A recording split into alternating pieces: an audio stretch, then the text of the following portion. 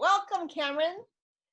And as you can see, there are lots of friendly faces saying hello. And we are all especially proud of you and especially excited for this interview amongst them all because you're really one of us, or else we count you as one of us, whether you like it or not. And so it gives us great hope that we can get published too. And I'm going to come back and ask you to, kind of talk about the whole, not only the publishing history, but also how you came up with this book and how you started working on it. But first, I think everyone's really excited about your recent success getting published. So why don't you start off and tell us about that? Because where I kind of stepped out of the picture was you've been workshopping it with the group, many of whom are here, and then it was like Cameron had finished her draft and kind of was taking a step out of the group so she could focus on getting it sold. And then you came back and said, hey, everybody, I got it sold. So now tell us that bit in detail. Sure. So do you want me to start with like the getting an agent process? Yeah. Okay. So as a lot of you guys know, I did a lot of research for agents. There were a few different avenues that I was trying to go down. The first is just like cold querying, like sourcing a list and sending out queries to them. But I also went to the Mendocino Coastal Writers Conference a few times, tried to take every opportunity to pitch there when I could. So I did the blind pitch critique, tried to network with agents there. I also went to the San Francisco Writers Conference, which was just a one-day event where you could sign up to pitch to different agents there. So had kind of varying degrees of success for each of those things. I ended up getting a full request from the MCWC, and I also got a full request from the San Francisco conference, but actually neither of those led anywhere. So it was just through cold querying that I ended up getting an agent. Before you go on though, Cameron, just for a second, like how many did you end up pitching to then? So you mean like in-person pitches? Yeah, like at the different conferences, in-person pitches. So I pitched to 3 at the San Francisco conference and then did that one panel at Mendocino. But I ended up actually, the request that I got at Mendocino was just based on chatting with the agent at a party and talking about my book. And then she ended up asking me to read it. So that was more informal. Mm-hmm.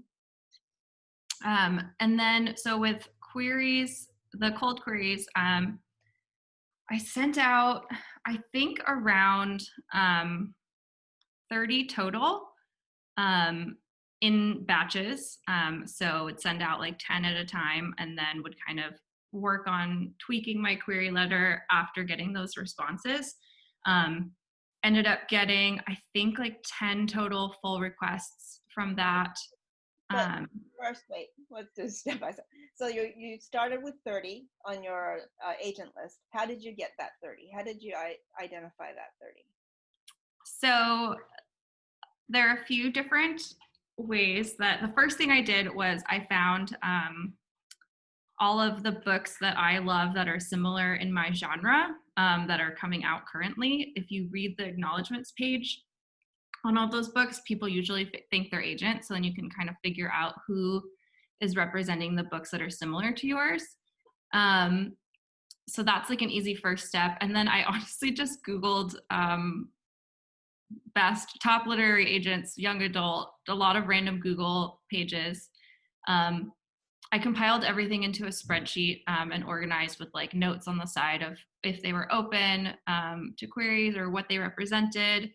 And then the most helpful thing for me was Manuscript Wishlist, which is a website that she was an agent at the conference a few years ago, Jessica Sinsheimer, compiled, where agents all put what they are looking for, with specifics of like their favorite books or random little update like a couple times a year of like very general things of what they want.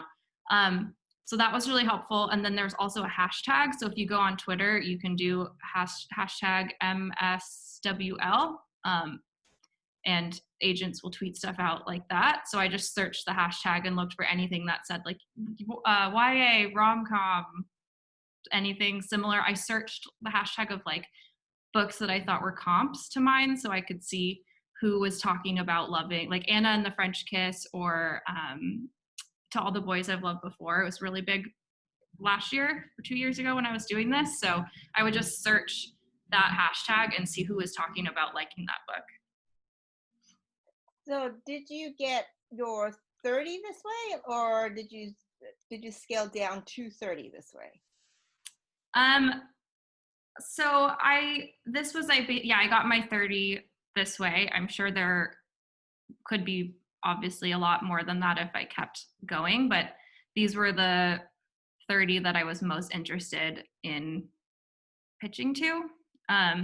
What I did, which is advice that I've seen, is to send them out in batches of like, you might have your like top 5 dream agents.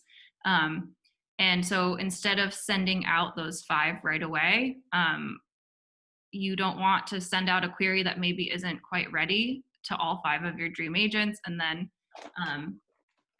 you end up getting rejected on that, and you write a stronger query later based on that feedback, and then you've missed out on that chance.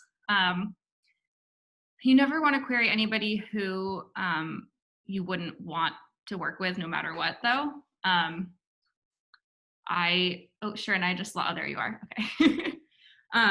Make sure that everybody on your list is somebody that you would be willing to work with. Maybe you just have varying degrees of like wanting to work with them, but you don't want to send something out and then have someone offer to represent you, and then you're actually like, I was holding out for somebody else.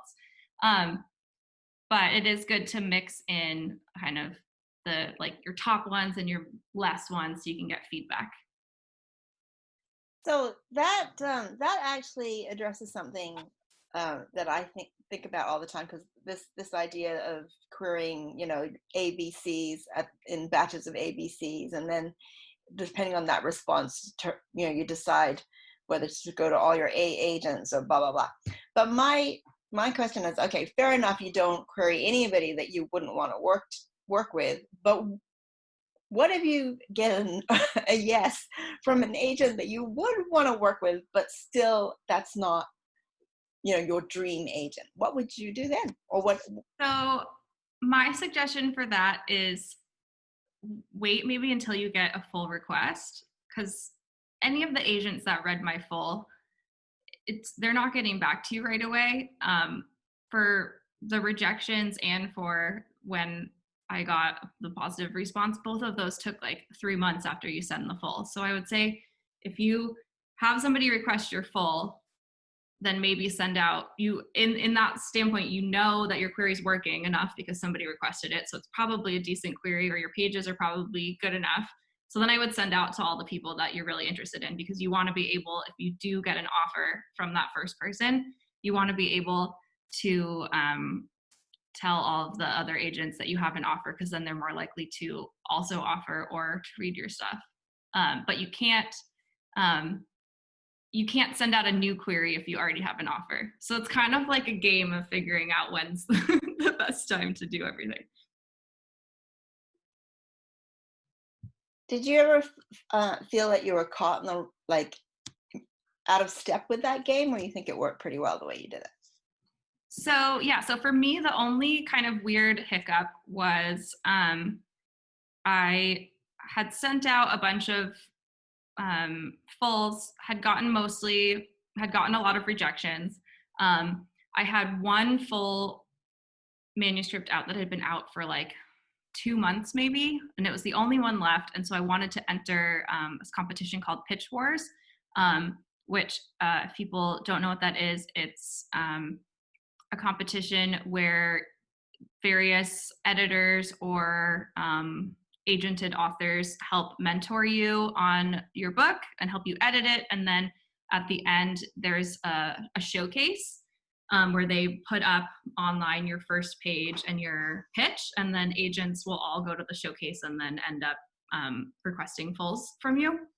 So it's once a year, and so it was September, and I really wanted to enter it because I was like, I just have one full out. It's probably going to be a rejection anyway. So I'll just enter. And then I ended up getting a few requests from that competition of like the authors that are working on it, like before they had decided who they were going to pick. And so then I started getting really nervous because I was like, well, what happens if I actually get into this competition? In that case, I'd probably have to email that agent and say, sorry, it's off the table because I'm now in this competition. And I just had a really good feeling about that agent. And so I was getting really nervous about it. She was just like perfect for everything that I wanted. And so I started getting really like in my head about it.